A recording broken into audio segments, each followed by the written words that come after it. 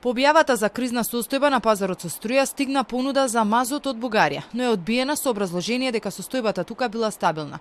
Како што соопштуваат од Министерството за надворешни работи за Телма, утрово бил остварен телефонски разговор меѓу министерот Муцунски и министерот за надворешни на Бугарија Георг Георгиев, во кој се зборувало за енергетската ситуација.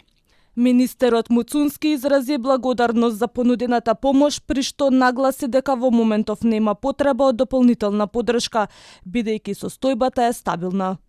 Пред да се испрати понудата за испорака на мазот, биле направени проверки на територијата на Бугарија за тоа колку е достапен овој енергенс и било утврдено дека има доволно за покривање на потребите. Ова го соопштиле од тамошната преслужба.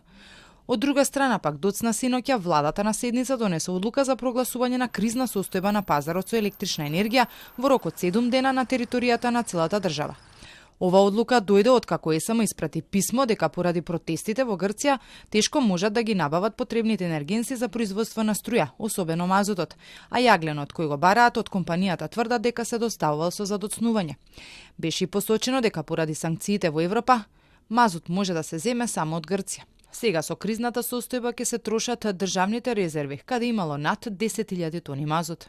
Инаку во производството на струја се користи овој енергенс за да се зголеми калоричната вредност на јагленот кога има потреба од тоа. За јануари Електрани набавија и електрична енергија од Тето по цена од 119 евра за мегават час. И покрај тоа што деновиве температурите ќе бидат пониски, а со тоа може да се зголеми потрошувачката на струја, од владата уверуваат дека нема да има проблеми во снабдувањето.